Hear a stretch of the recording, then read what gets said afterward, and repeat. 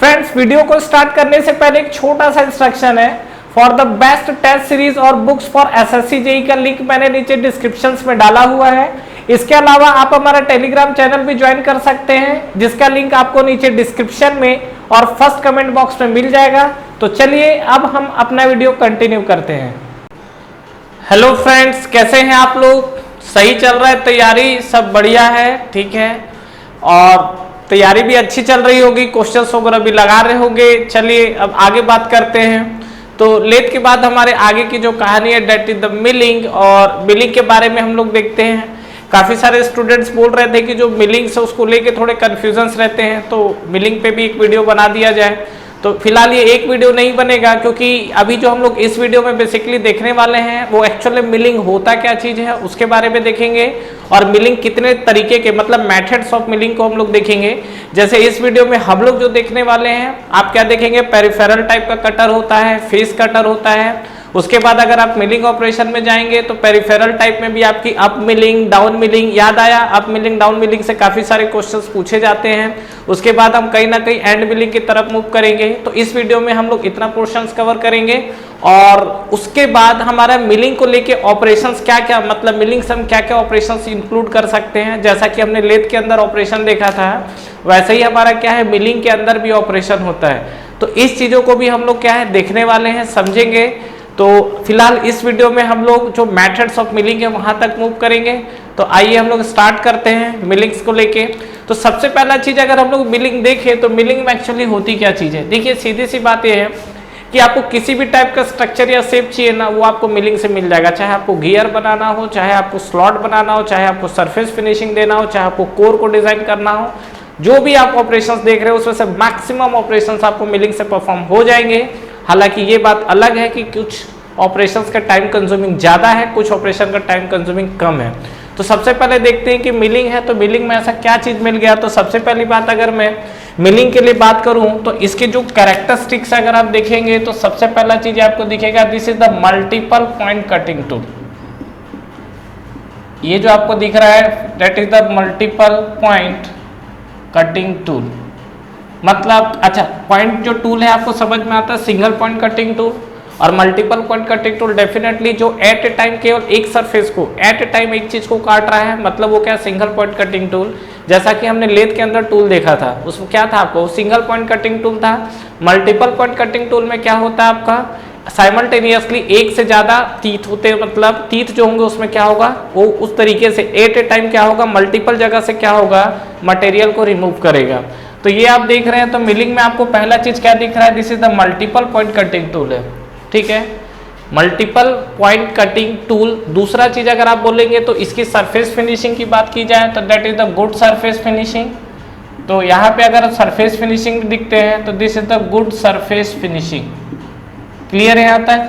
अब हम लोग समझते हैं, देखिए मिलिंग को लेके, तो मिलिंग के अंदर क्या क्या चीजें हो सकती है उसके बारे में हम लोग बात करते हैं।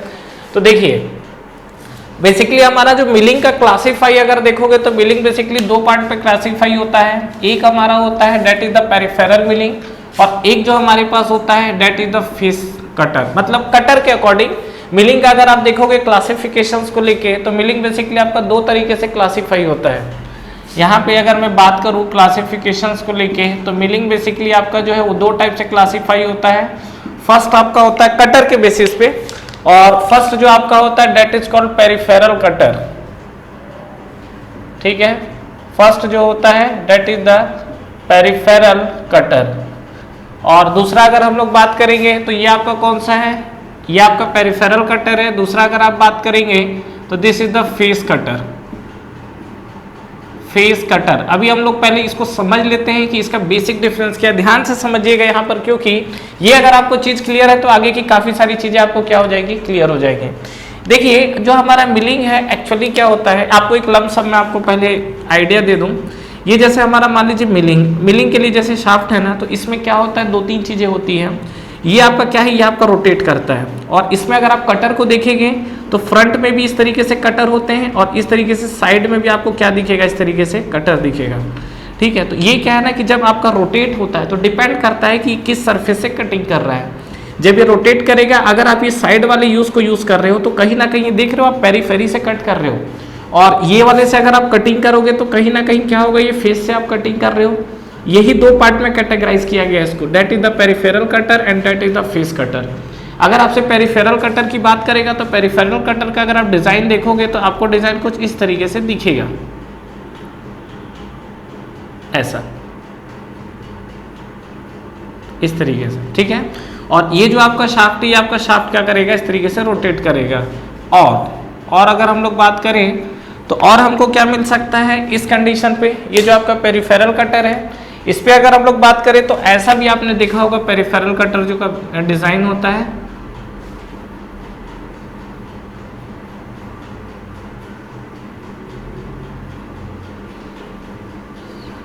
इस तरीके से, ठीक है। और ये आपका क्या है, इस तरीके से आपका रोटेट करता है, मतलब ये आपका जो शाफ्ट है, ये शाफ्ट क्या करेगा, ये रोटेट करेगा, ठीक है।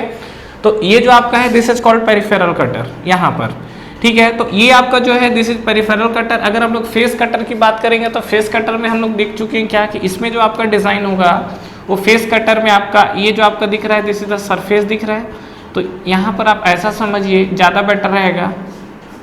ये आपका शाफ्ट है, शाफ्ट का एक्सिस है, तो यहाँ पे अगर आप बात करोगे तो ये आपको कुछ इस तरीके से चीज़ें दिखेंगी, ये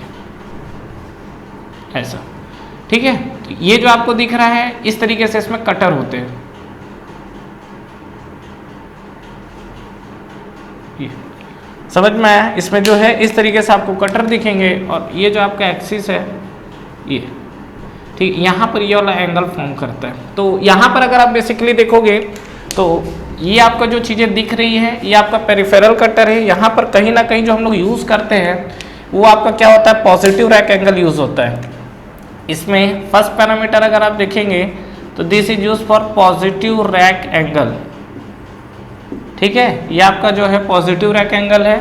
और यहाँ पे अगर आप बात करेंगे तो देखिए दो चीज़ों से एंगल यहाँ पे डिफाइन होता है। यहाँ पर अगर आप जैसे बात करेंगे तो यहाँ पर जो आपको स्ट्रेंथ प्रोवाइड करने के लिए यूज़ किया जाता है क्या, निगेटिव रैक एंगल, ठीक है। और अगर आप पॉजिटिव को लेके बात कर रहे हैं तो पॉजिटिव क्या हो जाएगा, रैक फेस एंगल, ठीक है। पॉजिटिव एक्सियल रैक एंगल लिख लो, ज़्यादा बेस्ट है, ये आपका एक्सियल रैक एंगल। और ये जो आपको एक्सिस दिख रहा है this axis is the principal axis, ठीक है। ये जो आपको एक्सिस दिख रहा है ये आपको दिख रहा है प्रिंसिपल एक्सिस, मतलब जो आपका रोटेशनल एक्सिस है, तो उसके अबाउट आपका बात हो रहा है। तो पेरिफेरल कटर और फेस कटर में आपको बेसिक डिफरेंस समझ में आ रहा है। जो हमारा पेरिफेरल कटर होता है इसमें जो आता है आपका पॉजिटिव रैक एंगल होता है, जो आपका फेस कटर आता है इसमें आपका क्या होता है, basically negative rack angle prefer करते हैं। अब देखिए यहाँ पे अगर हम लोग बात करेंगे जो पेरिफेरल कटर है इसमें मशीनिंग की सरफेस कैसे हो रही है, मतलब आप देखेंगे तो आपको सीधा सीधा ये समझ में आएगा क्या, एक्सिस ऑफ रोटेशन देखिए तो एक बार आपको चीज़ें क्लियर होंगी कि एक्सिस ऑफ रोटेशन आपको कैसा दिख रहा है। अगर इस पर बात करें तो यहाँ देखिए ये जो आपका पेरिफेरल एक्सिस है तो इसका एक्सिस ये है, और इसका अगर बात करोगे तो इसका एक्सिस ये है, ठीक है। वर्क सरफेस का देखोगे तो आपका वर्क पीस दो है तो वर्क पीस कुछ इस तरीके से, और यहाँ भी आपको वर्क पीस कुछ इस तरीके से दिख रहा है। तो मतलब कुल मिला के अगर आप देखोगे तो कहीं ना कहीं जो कटर का एक्सिस और जो वर्क पीस का एक्सिस है बोथ आर पैरेलल, ठीक है। लेकिन यहाँ पे अगर आप देखोगे तो ये क्या है, ये रोटेशन आपको इस तरीके से कर रहा है ना, ये आपका रोटेशन चल रहा है, ये आपका वर्कपीस है। तो अगर ये आपका वर्कपीस है तो जो यहाँ एक्सिस है वो आपको कैसा दिख रहा है, परपेंडिकुलर दिख रहा है। मतलब one of the major difference और आपको क्या दिख रहा है यहाँ पर कि यहाँ पर जो एक्सिस है, क्या कौन कौन सा एक्सिस है, एक्सिस ऑफ द कटर, देखिए यहाँ पर axis of the cutter and axis of the workpiece, axis of the cutter and axis of workpiece, ठीक है। यहाँ पर देखेंगे both are parallel to each other, ठीक है, ये are parallel to each other. लेकिन यही चीज़ अगर आप देखोगे किसमें, फेस मिलिंग को लेके, तो फेस मिलिंग में आपका क्या होगा, ये जो आपका एक्सिस ऑफ कटर है, ठीक है, एक्सिस ऑफ कटर, और दूसरा चीज़ अगर आप देखोगे and axis of workpiece and axis of workpiece. तो यहाँ पर आप देखोगे तो ये आपका पैरेलल टू ईच अदर है, ये आपका क्या है, परपेंडिकुलर टू ईच अदर, ठीक है, perpendicular to each other. Clear है यहाँ तक? मतलब यहाँ पे आप कहीं ना कहीं जो रोटेशन देख रहे हो तो ये आपका पेरिफेरल टाइप्स का है, और ये आपको जो दिख रहा है कहीं ना कहीं क्या है, फेस कटर टाइप का है जहां पे ये प्रिंसिपल एक्सिस है, तो इस तरीके से आपका क्या है रोटेशन दिख रहा है। क्लियर है यहाँ तक? और ये आपको जो दिखा this is the peripheral cutter. आप समझिए क्या ऐसा भी तो आपका टूल डिजाइन हो सकता है कि जो पेरिफेरी से भी काटे और सरफेस से भी काटे। जैसे मान लीजिए एक आपका कोई एग्जांपल ले लेते हैं कि ये मान लीजिए आपका कॉर्नर की मशीनिंग करनी है, ठीक है, और ये आपका सरफेस है। तो यहाँ पे मान लीजिए मशीनिंग करना है, तो मान लीजिए कि ये जो आपका कटर है, मैंने ऐसा कटर डिजाइन कर लिया इस तरीके से। ये कटर है, ये कटर मैंने डिजाइन किया कि इसके सरफेस पे भी आपका कटर लगा हुआ है, जो टूल है इसके सरफेस पे भी है और इसके कहाँ फेस पे भी है। तो फेस पे जब करेगा तो सरफेस पे भी करेगा और देखो टूल पे भी करेगा। इस तरीके से आपका मूव कर सकता है ना। तो मतलब आपका क्या है, पेरिफेरी का भी यूज कर रहा है और सरफेस का भी यूज कर रहा है। तो इस टाइप का जो कटर है उस कटर को हम लोग क्या बोलते हैं, दोनों का कंबाइन, मतलब वो कटर जहां पर आपका पेरिफेरल कटर और फेस कटर आपके दोनों मिक्स होंगे, उस टाइप के कटर को हम लोग क्या बोलते हैं, that is called end cutter. तो एंड मिलिंग ऑपरेशन या जो एंड कटर बोला जाता है ना, ये आपका दोनों का कंपोजिशन, ये ध्यान रखिएगा, ठीक है। ये जो आपका ये जो कटर आपको बोला जा रहा है, अगर ये दोनों को मैं कंबाइन कर दूं, ठीक है, तो कंबाइन ऑफ बोथ, ठीक है, combine of combination of this two, सीधा सीधा ये लिखिए, कॉम्बिनेशन ऑफ दिस टू। तो कॉम्बिनेशन ऑफ दिस टू अगर रहेगा तो उसको हम लोग क्या बोलेंगे, that is called end cutter, ठीक है, इसको हम लोग क्या बोलेंगे, एंड कटर बोलेंगे। तो ये कहानी आपको क्लियर है। तो ये ध्यान रखिएगा, ये आपका पेरिफेरल कटर है और ये आपका क्या है, फेस कटर है। पेरिफेरल कटर फेस कटर जब कंबाइन होंगे तो कॉम्बिनेशन ऑफ दिस टू है, जिसको हम लोग क्या बोलते हैं, इसको हम लोग बोलते हैं एंड कटर, ठीक है। बाकी ये चीजें आपको क्लियर हुई। तो अभी हम लोग क्या है, ये पेरिफेरल जो कटर है, पेरिफेरल कटर का क्या है, कितने टाइप के मेथड्स इसमें अप्लाई किए जा सकते हैं, और फेस कटर की बात करेंगे तो फेस कटर में आपकी चीजें क्या क्या हो सकती है उसके बारे में पढ़ना है। तो फिलहाल आपको एक बेसिक प्रिंसिपल समझ में आया। पेरिफेरी कटर का मतलब ये है कि जो कटर है उसके पेरिफेरी पे जो भी चीजें, ये क्या आपका वर्कपीस का मशीनिंग करेगा। अगर फेस कटर की बात करेंगे तो ये जो आपका फेस है वहां पे कटर होगा, वो क्या करेगा, आपका वर्कपीस की मशीनिंग करेगा। तो क्लियर है। तो चलिए नेक्स्ट अब आगे बढ़ते हैं और हम लोग बात करते हैं मेथड्स। और मेथड्स में सबसे पहले हम लोग आते हैं किस पे, पेरिफेरल कटर को लेके। तो पेरिफेरल कटर में आइए बात करते हैं।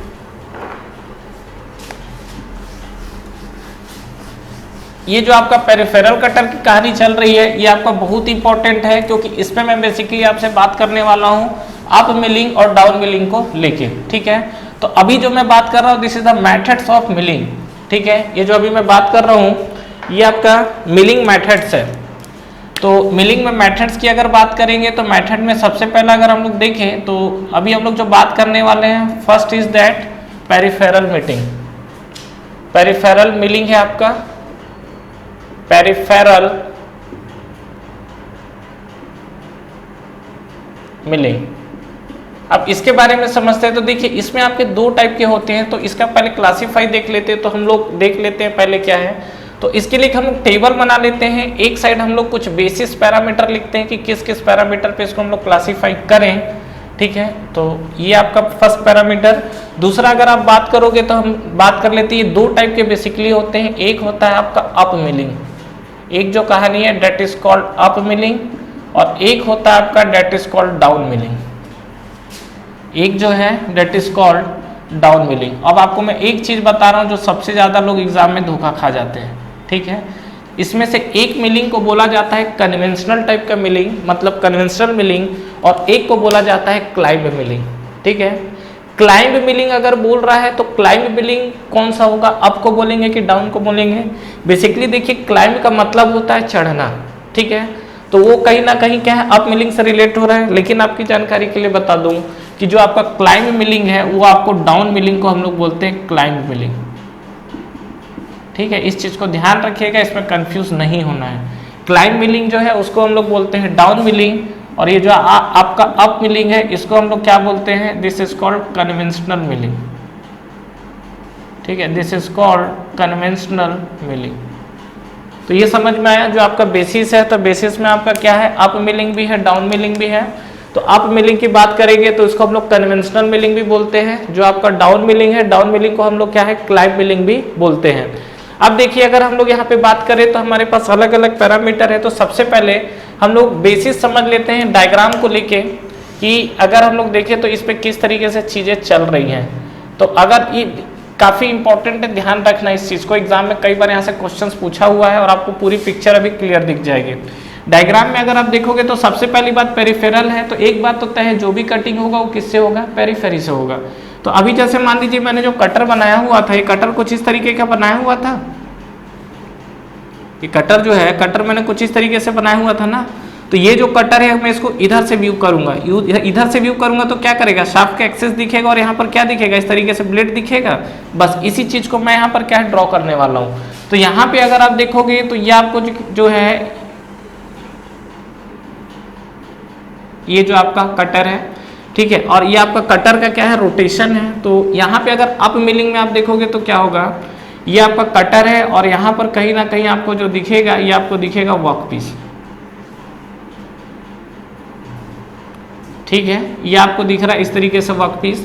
तो सबसे बड़ी खास बात की जो आपका अप मिलिंग में अगर आप देखोगे तो जो डायरेक्शन ऑफ वर्कपीस और डायरेक्शन ऑफ द कटर है, ध्यान से देखिएगा क्या बोल रहा हूं, this is the workpiece and this is the cutter. तो अगर आप देखोगे तो वर्कपीस का डायरेक्शन कुछ लेफ्ट टू राइट है और कटर का डायरेक्शन आपका क्या है, इस डायरेक्शन में है। मतलब अप मिलिंग में आप देखोगे तो जो direction of the workpiece and direction of the cutter है, बोथ आर अपोजिट। समझ में आ रहा है ये चीज। मतलब अगर इसके अंदर डायग्राम के अंदर में अगर सेकंड पैरामीटर की बात करूं, ये तो आपका फर्स्ट पैरामीटर था जो हमने देखा। सेकंड पैरामीटर पे अगर आप आओगे तो direction of workpiece and cutter, ठीक है, विथ ईच अदर क्या हो जाएगा, ये आपको जो दिख रहा है that is the opposite direction, ठीक है, ये आपको दिख रहा है, ये आपको कैसा दिखेगा, अपोजिट डायरेक्शन। लेकिन यही चीज अगर आप डाउन मिलिंग के लिए बात करेंगे तो क्या होगा, डाउन मिलिंग में देखिए जैसे आपका क्या है, ये जो कटर है आपका अपोजिट डायरेक्शन में दिख रहा है, उस तरीके से अगर आप यहाँ बात करोगे तो आपको क्या दिखेगा, यहाँ पर पहला जो कटर है ये आपको डायरेक्शन सेम दिखता है, ये होता है आपका डाउन मिलिंग। जैसे ये है आपका इस तरीके से, तो ये आपका जो रोटेशन कर रहा है, और यहाँ पे अगर आप जाओगे तो ये जो आपको पोर्शन दिख रहा है, तो इसमें आप रोटेशन देखिए और कटर का डायरेक्शन देखिए, तो ये आपका क्या है, वर्कपीस का डायरेक्शन है और ये आपका क्या है, कटर का डायरेक्शन है। समझ रहे हो इस चीज को, ये वर्कपीस का डायरेक्शन है, this is the direction of workpiece and this is the direction off cutter. तो यहाँ पे अगर आप देखोगे तो डायरेक्शन ऑफ वर्कपीस और जो कटर है ना, ये आपको क्या दिखेगा, ये आपको दिखेगा सेम डायरेक्शन में, ठीक है। मतलब ये आप डायरेक्शन ऑफ वर्कपीस और कटर को लेके देखोगे तो जो आपका अप मिलिंग दिख रहा है, वो अप मिलिंग में आपका डायरेक्शन अपोजिट दिख रहा है। लेकिन यही चीज अगर आप डाउन मिलिंग में देखोगे तो डाउन मिलिंग में डायरेक्शन क्या है, सेम दिख रहा है। आप समझिए इस पैरामीटर के बेसिस पर मैं आपसे काफी कुछ चीजें डिस्कस करने वाला हूँ। नेक्स्ट अगर हम लोग बात करते हैं तो देखिए, तो सेकंड पैरामीटर था, ठीक है। अब ये बताओ यहाँ पर कि यहाँ से जो चिप निकलेगा, मतलब यहाँ से जो चिप निकलेगा वो चिप आपको कैसा दिखेगा। कहने का मतलब ये है कि जो चिप है, क्या चिप हमारे यूनिफॉर्म साइज का मिलेगा, मतलब ये मान लीजिए आपका चिप है, क्या ये जो आपका क्रॉस सेक्शन है इसका पूरा यूनिफॉर्म मिलेगा, कि स्टार्टिंग में थिक मिलेगा, कि स्टार्टिंग में थिन मिलेगा, एंड पे कैसा मिलेगा, इसकी बात कर रहा हूँ। तो सीधी सीधी बात आप ऐसा समझ सकते हो क्या कि यहाँ पर ये अगर बात किया जाए किसके लिए, अप मिलिंग के लिए, तो जब ये जैसे ही ब्लेड क्या है वर्कपीस से टकराएगा, सबसे पहले क्या करेगा, यहाँ पर जस्ट टकराएगा तो क्रॉस सेक्शन को कम निकालेगा, लेकिन दोनों का अपोजिट डायरेक्शन है, तो यहाँ से क्या होगा, सीधा क्या होगा, लार्ज एंड का जो थिकनेस निकलेगा वो बड़ा निकल जाएगा। मतलब यहाँ पे अगर आप चिप देखोगे तो चिप आपको कैसा दिखेगा, शुरू में जैसे ही टच करेगा इसका थिकनेस कम होगा, लेकिन जैसे जैसे उखाड़ के जब यहाँ से फेंकेगा ये, तो आप समझ सकते हो कि चिप का थिकनेस क्या हो जाएगा, बढ़ जाएगा। तो ये अगर आप देखोगे तो यहाँ पर ये बहुत इंपॉर्टेंट लाइन है जो मैं अभी आपसे बात कर रहा हूँ, क्या कि अगर मैं चिप थिकनेस को लेके बात करूं, ठीक है, चिप थिकनेस को लेके बात हो रही है, तो इस चिप थिकनेस के साथ आपका क्या होगा, अगर ये चिप थिकनेस को लेके बात करूं तो चिप थिकनेस के साथ क्या होगा, स्टार्टिंग में क्या होगा, आपका थिन होगा, ठीक है। तो एट द स्टार्टिंग, तो स्टार्टिंग में अगर आप देखोगे तो ये आपको कैसा दिख रहा है, ये आपको दिखेगा थिन चिप, ठीक है, थिन दिखेगा। और एट द एंडिंग अगर आप देखोगे तो एंडिंग पे आपको कैसा दिखेगा, अगर मैं एंडिंग की बात कर रहा हूं तो एंडिंग पे कैसा दिखेगा, ये आपको दिखेगा थिक एंडिंग जो है, एंडिंग पे आपको कैसा दिखेगा, ये आपको दिखेगा थिक चिप। ठीक है, तो इस केस में स्टार्टिंग जो है, स्टार्टिंग में आपको थिन मिला है और एंडिंग पे आपको थिक मिला है। तो अगर यहीं पर मैं बात कर लूं कि इस टाइप का जो सरफेस फिनिशिंग है, सरफेस फिनिशिंग कैसा देगा, तो एक बार इसको कंपैरिजन करो, आपको खुद समझ में आ जाएगा कि सरफेस फिनिशिंग आपको कैसे दिख रही है। जैसे अगर यहाँ पे बात किया जाए तो ये क्या है, इसका रोटेशन का जो डायरेक्शन है, मतलब कटर का जो डायरेक्शन है और वर्कपीस का डायरेक्शन सेम है। तो वर्कपीस का डायरेक्शन सेम है, तो मैंने एक्चुअली जो बनाया हुआ है कटर का डायरेक्शन कुछ इस तरीके से बनाई है, तो ज़्यादा क्लियर रहेगा वो। ठीक है,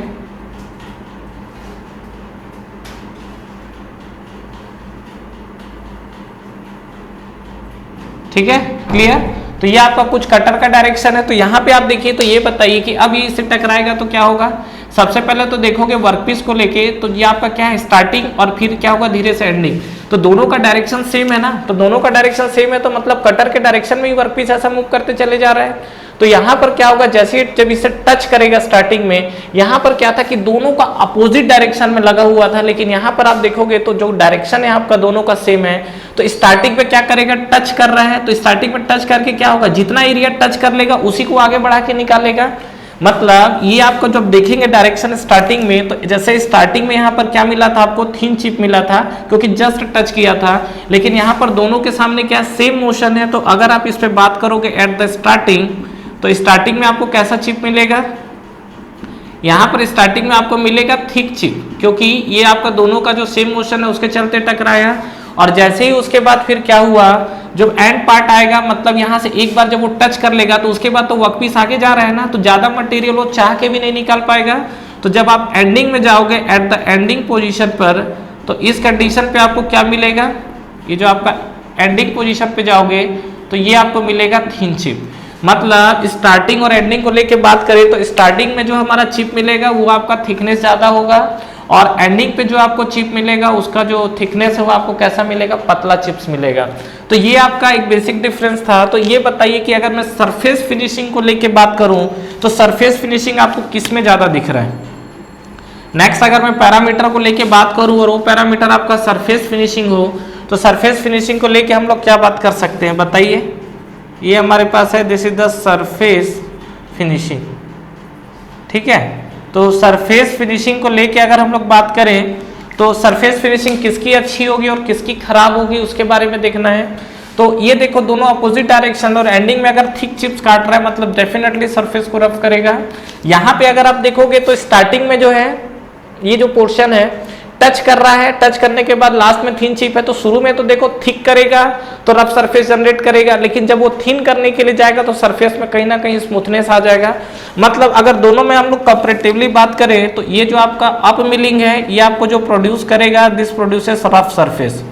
ठीक है, ये आपको जो प्रोड्यूस करेगा ये आपको करेगा रफ सरफेस, और यहाँ पे अगर आप देखोगे तो ये आपको क्या है, ये आपको प्रोड्यूस करेगा स्मूथ सरफेस।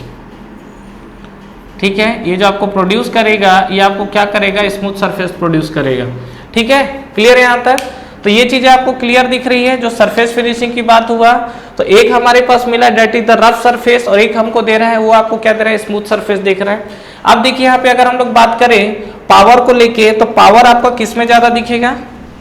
नेक्स्ट पैरामीटर अगर हम लोग पावर को लेके बात करें तो डेफिनेटली क्या है, यहाँ पर ये क्या है, अपोजिट डायरेक्शन में जा रहा है, तो इसको क्या है, मतलब समझ सकते हो कि कटप्पक सेना और बाहुबलिक सेना जब अपोजिट डायरेक्शन में मूव करेंगे तो वहां पर क्या होगा, बहुत ज्यादा तगड़ा क्या होगा, भिड़त होगा।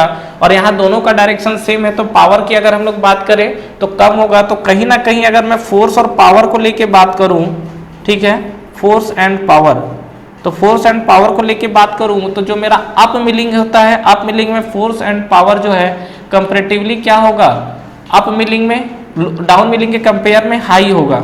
ठीक है, ये आपको मिलेगा हाई। और यहाँ पे अगर आप बात करोगे तो ये आपका डाउन मिलिंग है, तो यहाँ पर आपको फोर्स और पावर कैसा दिखेगा, ये आपको दिखेगा लो। कहानी क्लियर है यहाँ तक। ठीक है, क्लियर है यहाँ तक। चलिए नेक्स्ट अब हम लोग आगे बढ़ते हैं। तो जो हमारा नेक्स्ट पैरामीटर आप देख सकते हो क्या, कि ये जो आपकी चीजें चल रही हैं, यहाँ पर एक टर्म्स आता है डेट इज कॉल्ड, क्या बोला जाता है उसको, बैकलैश।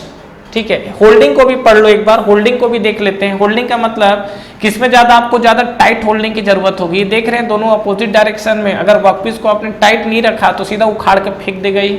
और यहाँ पर तो क्या है, दोनों के बीच में रिलेटिव मोशन सेम डायरेक्शन में है, तो यहाँ पर कहीं ना कहीं आप देखोगे तो जो आपको वर्कपीस की होल्डिंग है वो उतनी ज्यादा आपको रिजिडिटी नीड नहीं होगी जितना कि आपको किसके साथ दिख रहा है, अप मिलिंग के साथ दिख रहा है। तो यहाँ पे अगर मैं नेक्स्ट बात करूं अप मिलिंग और डाउन मिलिंग को लेके, तो अगर वर्कपीस होल्डिंग अगर देखेंगे, वर्कपीस होल्डिंग अगर देखेंगे तो वर्कपीस इसमें आपको ज्यादा टाइट रहेगा, ठीक है, मोर रिजिडिटी या मोर क्लैंपिंग रिक्वायर, ठीक है, मोर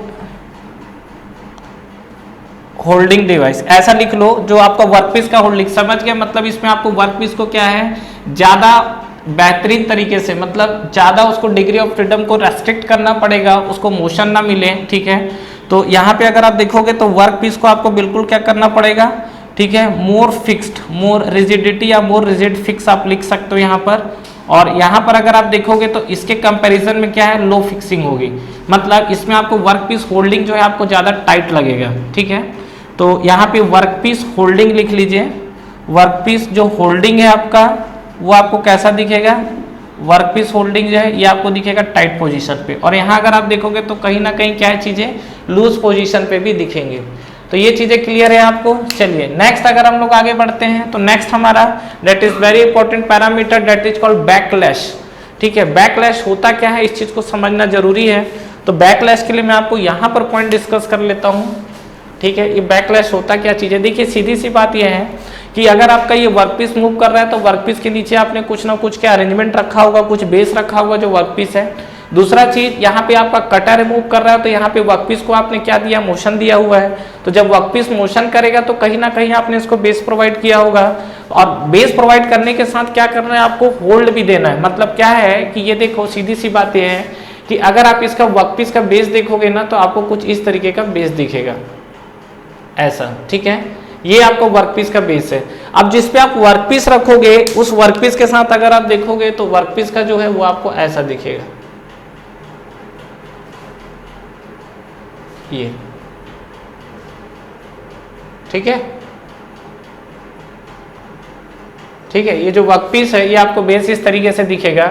अब देखिए इसका कहने का मतलब क्या हुआ, सीधा सीधा बात यह है कि एक जो आपका है तो इस पे आप क्या है, आपने अपना वर्कपीस रखा हुआ है, ठीक है, ये आपने जो इस पे वर्कपीस रखा है। अब क्या है, ये जब मूव करेगा, अब देखिए होता क्या चीज है वो समझना है।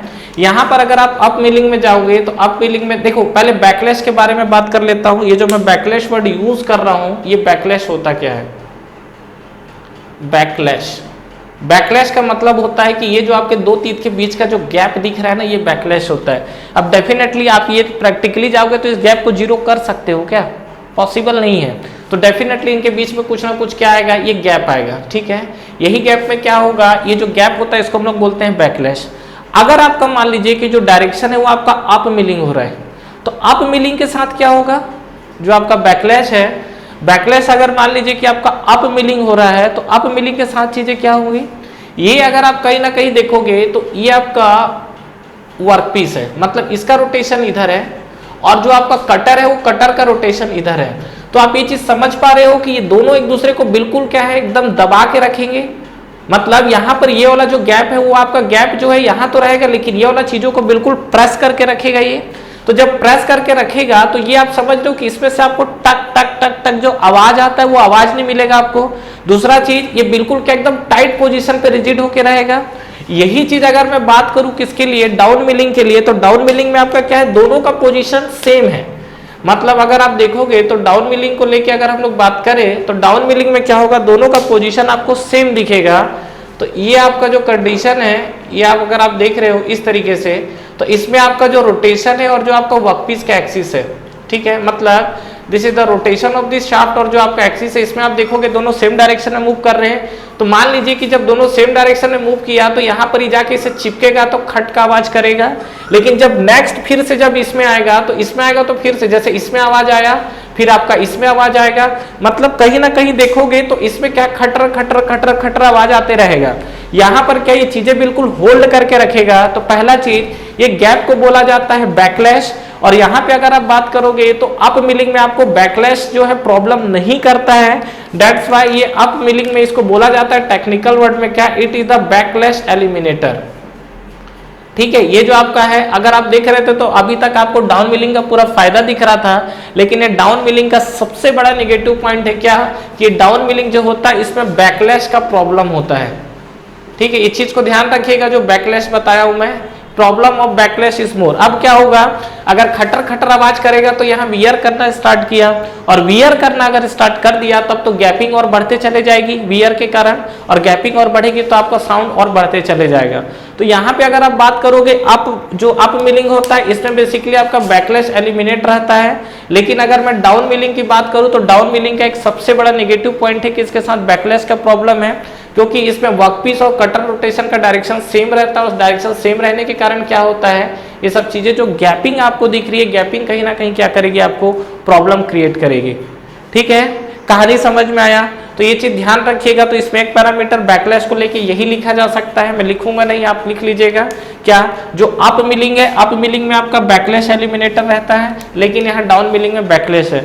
तो क्या इस चीज को अवॉइड किया जा सकता है? बिल्कुल, आजकल के डेट पे जब आप प्रैक्टिकली जब हम लोग अप्लाई कर रहे हैं तो वहां पर रबड़ लगाया जाता है या कुछ और भी इलास्टिक मटेरियल इस तरीके की लगाई जाती है, ताकि वहां पर क्या हो, वो जो खटर खटर की आवाज वो बंद हो सके, और जो आपका मटेरियल के अंदर वियर हो रहा है वो वियर भी आपका क्या हो सके, बंद हो सके।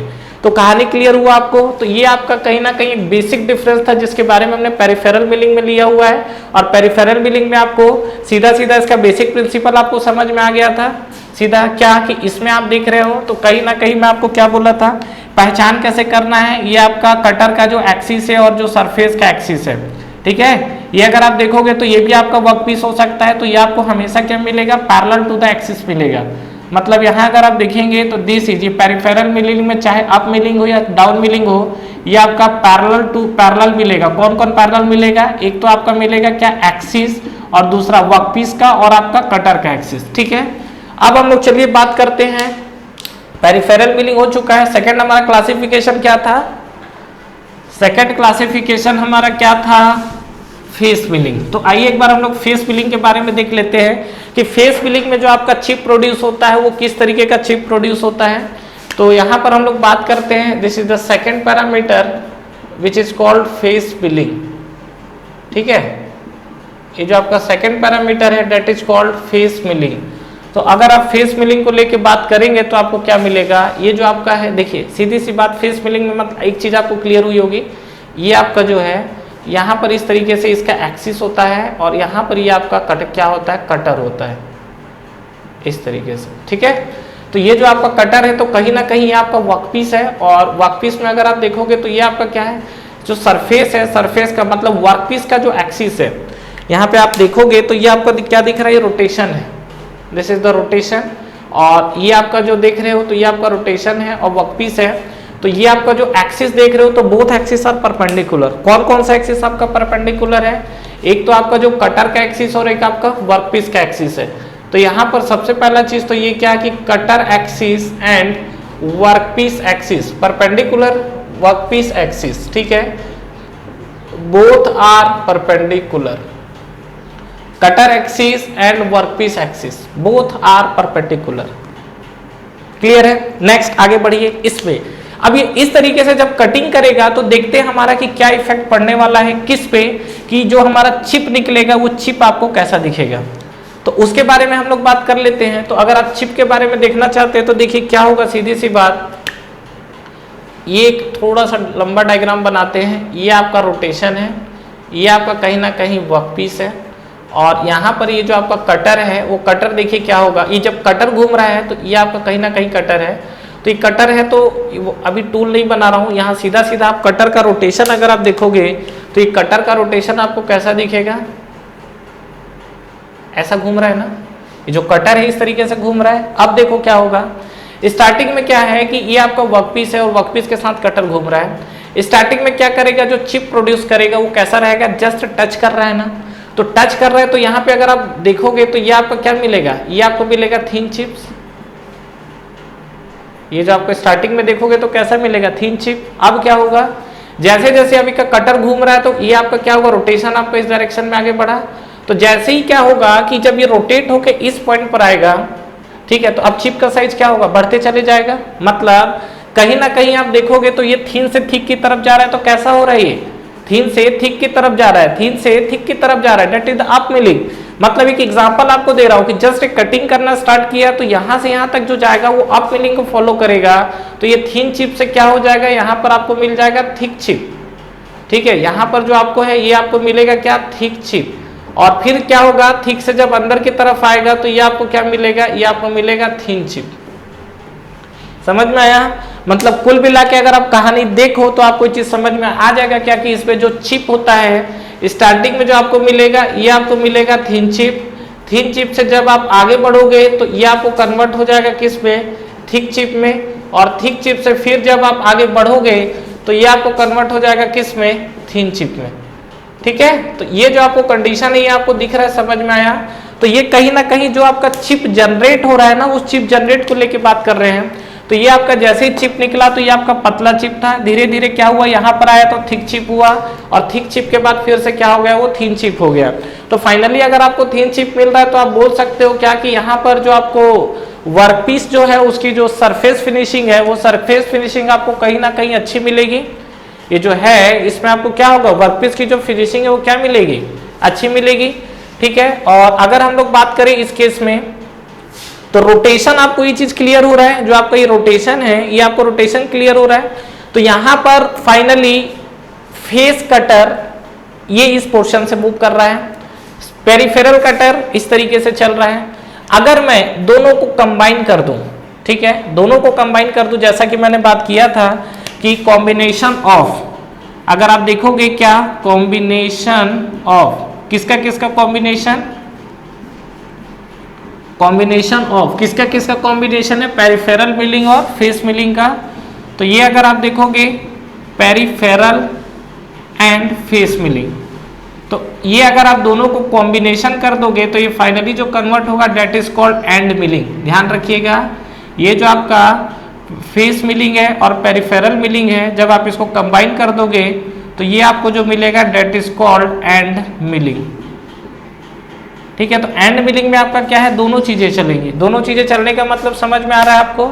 यहाँ पर ये पेरिफेरल और एंड, इसका डायग्राम भी देख लेते हैं। और सरफेस फिनिशिंग की बात हो रही है तो डेफिनेटली यहाँ पर आप देखोगे तो सरफेस फिनिशिंग जो था, सरफेस फिनिशिंग आपको कैसा मिलेगा, ये आपको बेस्ट मिलेगा। क्लियर? और यहाँ पे अगर आप देखोगे इसका डिजाइन अगर आप देखना चाहते हो तो आपको कुछ इस तरीके से डिजाइन दिखेंगे, ऐसा इस तरीके से। और यहाँ पे आप देखोगे तो यहाँ पे भी आपको इस तरीके से क्या होगा, कटर दिखेगा। ठीक है, और ये आपका जो है ये आपको क्या दिखेगा, रोटेशन दिखेगा। क्लियर है? तो फ्रेंड्स ये था आपका मिलिंग मेथड्स को लेके हमने बात किया है। तो आई होप आपको ये चीज वीडियो क्लियर हुआ होगा। और इस वीडियो में मैंने जितने भी मिलिंग को लेके बात की है, बेसिकली यहाँ पर इस वीडियो में हमने क्या किया है, इस मिलिंग में हमने पेरिफेरल मिलिंग और एंड मिलिंग, पेरिफेरल और फेस मिलिंग को लेके बात किया है। और कितने तरीके से पेरिफेरल मिलिंग हो सकते हैं, वो आपका अप मिलिंग होता है, डाउन मिलिंग होता है। तो इस तरीके इस चीजों को लेके हमने डिस्कशन किया है। और आई होप आपको ये वीडियो क्लियर हुआ होगा और यहाँ से मिलिंग का जो प्रोसेस है वो आपको समझ में आया होगा। इस टेबल को ध्यान रखिएगा, यहाँ से ऑब्जेक्टिव क्वेश्चंस आपके काफी सारे पूछे जाते हैं। Thank you so much for watching this video. Friends इस वीडियो को लाइक करिए, ज्यादा से ज्यादा फ्रेंड्स के साथ शेयर करिए। और अगर आप इस चैनल पे नए हैं तो चैनल को सब्सक्राइब करना ना भूलें, बेल नोटिफिकेशन जरूर प्रेस करिएगा, जिससे जो भी लेटेस्ट अपडेट है वो आप तक पहले पहुंचे। इसके अलावा आप हमारा टेलीग्राम चैनल भी ज्वाइन कर सकते हैं, जिसका लिंक नीचे आपको डिस्क्रिप्शन में और फर्स्ट कमेंट बॉक्स में मिल जाएगा। Friends for the best test series और बुक्स फॉर एसएससी जेईई का लिंक भी नीचे आपको डिस्क्रिप्शन में मिल जाएगा। तो ठीक है फ्रेंड्स, तैयारी करते रहिए। Wish you all the best.